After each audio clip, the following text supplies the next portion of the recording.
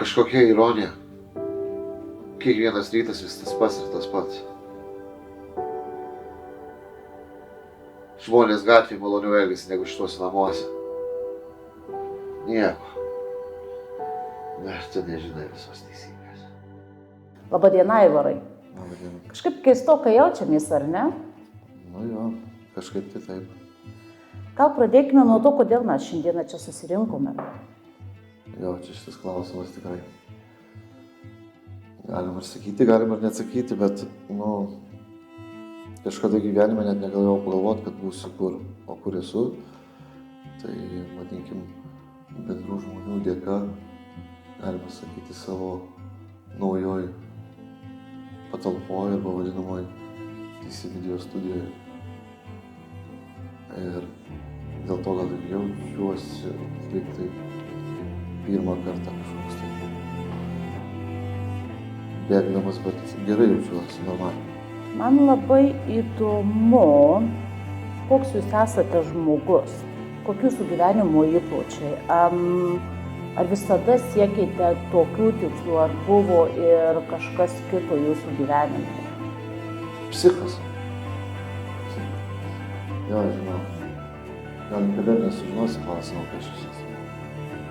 Visą laiką galvojau kažką tai kitokio, arba visi kiti galvoja, arba turinti pavyzdį, kad turi būti, arba kažkaip tai tėvai iš vaikų reikalauja būti, baigti mokslus, pasiekti kažką, tai vaikai užauga iš savo vėl vaikų, vėl tą patį.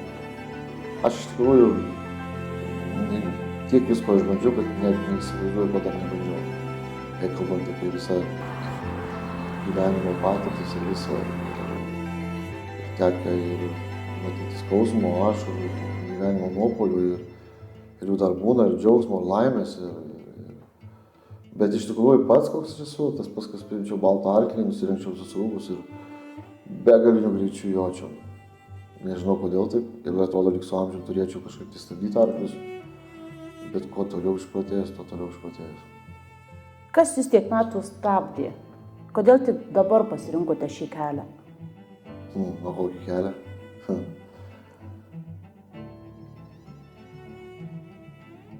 Ot kelią net nežinau, kurį pasirinkau.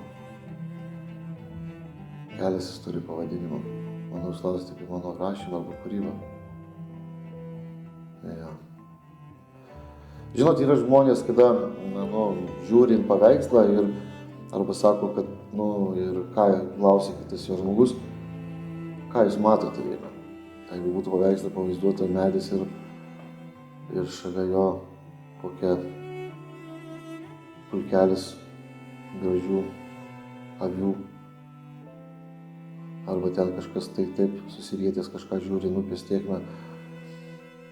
Ir jeigu tas žmogus, pas kurį tą klausęs, tai atsako, mes visi galvojam, kad mes esam meniški, kūrybiški, galim daug kažką tai pasakyti.